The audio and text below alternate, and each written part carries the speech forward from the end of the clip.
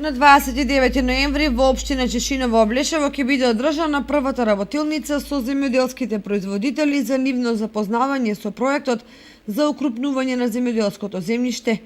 Оваа рурална општина е одбрана со оглед на фактот дека првите парцели кои ќе бидат опфатени со проектот се на потегот помеѓу Спанчево, Соколарци и Чешиново, каде исклучиво се одгледува оризовата култура и каде земјиштето е во приватна сопственост.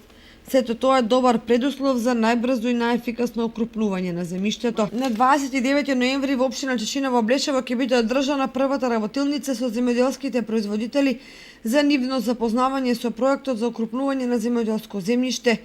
Оваа рурална општина е одбрана со оглед на фактот дека првите парцели кои ќе бидат опфатени со проектот се на потегот помеѓу Спанчево, Соколарци и Чешиново, каде исклучиво се одгледува оризовата култура и каде земјиштето е во приватна сопственост. Сето тоа е добар предуслов за најбрзо и најефикасно окрупнување на земјиштето. Пред известно време, некаде околу месец дена, се одржаа и две работилници. Едната работилница беше, две работилници во Штип беа одржани во врска со консолидацијата на земјиштето, на земјоделското земјиште.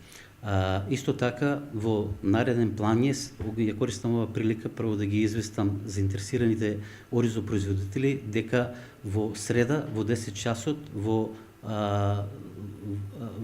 просторијата на Советот на општина Чешиново ќе се одржи состанок со представници на ФАО и на Министерството за земјоделство, шумарство и водостопанство.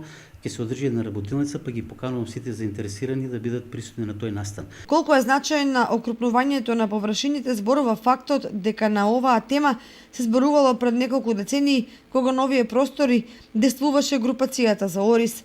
Дури и меѓу самите земјоделци кои при разни семејни делби на имотот ги ситнале нивите до неколку арпи. Поради тоа голем процент од најквалитетното земјиште е по така наречени дајами, а малите нивчиња не овозможуваат брза и ефикасна агротехничка обработка и жетва и негативно влијаат на приносите и квалитетот.